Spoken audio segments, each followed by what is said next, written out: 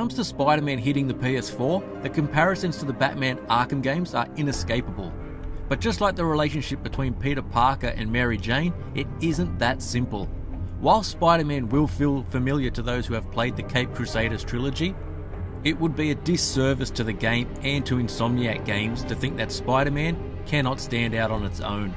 From its fantastic story and fully realised characters, to the beautiful open world and incredibly satisfying web slinging, Spider-Man isn't just a great superhero game. It's a great game, but is this a system seller for those who don't have a PS4? With a lot being spoken about before the launch about a supposed downgrade, did Spider-Man live up to the hype, and did it deliver to fans of the character, as well as can it deliver to a more broad audience as well?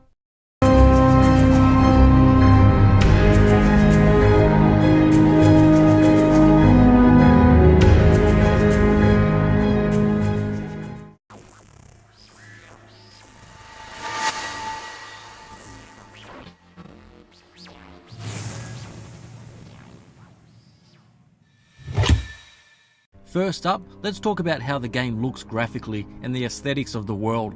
Playing this on a PS4 Pro, I was constantly struck with just how impressive almost everything looks, and in particular, just how fantastic Spider-Man himself looks and moves.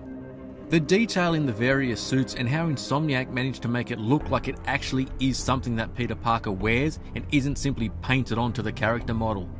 Couple that with how fluid Spider-Man moves when making his way around the city, and the web-slinging superhero has been nailed to perfection.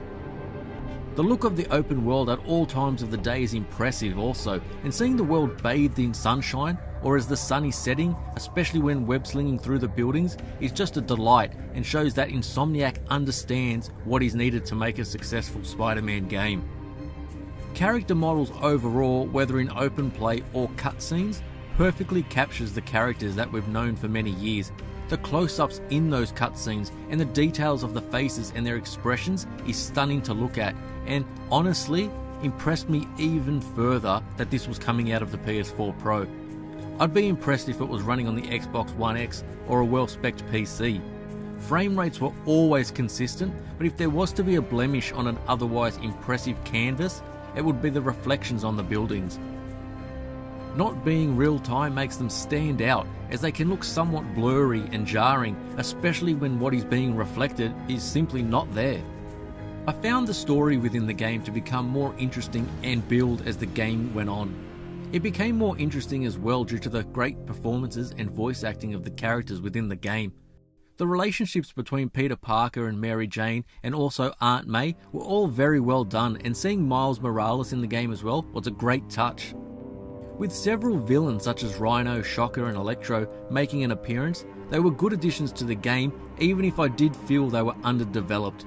The main missions which players will participate in had a good amount of variety, and each of them kept my interest and kept me wanting to play and find out where the story was headed. Now in terms of gameplay, as I mentioned earlier, the web slinging is brilliant and is something that Insomniac really had to nail for a great Spider-Man game, which they have. Combat is fun and deep, especially on higher difficulty settings where players will need to use their whole arsenal of gadgets and skills in order to take down the multitude of enemies on screen. Spider-Man's movement will greatly help too, and constantly moving is also a necessity in staying clear from the enemy melee attacks and making yourself a difficult target for enemy gunfire.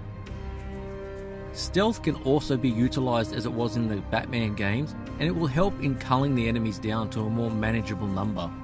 Using the verticality of the game world can also be used to your advantage, but one area I didn't enjoy was when the game would pop up a warning at times telling the player that they were leaving the mission area. It's understandable why Insomniac implemented this, but it still pulls you out of the moment and seems a bit outdated. It isn't that much of a problem, but it does stand out more so as the rest of the game is so strong. Much of the gameplay which players will experience will come from engaging in the various side missions and activities, but unfortunately, they aren't very engaging at all. There are a huge number of side activities that can be undertaken, but they lack depth and become repetitive quite quickly. Most of the missions or activities consist of stopping various crimes or finding items around the city. How many of them you complete will depend on how much you want to fully upgrade Spider-Man's skills and the gadgets, or how much of a Spider-Man fan you are. Content to just simply do everything you possibly can within the world of this superhero. They all tie into the world of Spider-Man and its characters, but I found most of them forgettable and just got in the way of the main story and the missions. Hopefully in a sequel, Insomniac can flesh out these side missions a lot more and make them into multiple step missions that bring in characters, themes and locations not in the main story. Overall, Insomniac has once again proven themselves to be a great development studio. With past hits such as Ratchet & Clank, Spyro the Dragon, Resistance and Sunset Overdrive, Spider-Man may very well be their best game yet. Depending on how much of a Spider-Man or a Marvel fan that you are, buying a PS4 based purely on this game could very well be an option, and I would in no way be disappointed if I had have done that. Spider-Man on the PS4 is a great achievement and deserves any praise it receives. The web slinging is fantastic, the combat is fast and fluid, it's set in a beautiful open world, and the main missions and characters is well worth sticking with all the way to the end. If you're a fan of superhero games, or the MCU in particular, this game is not to be missed.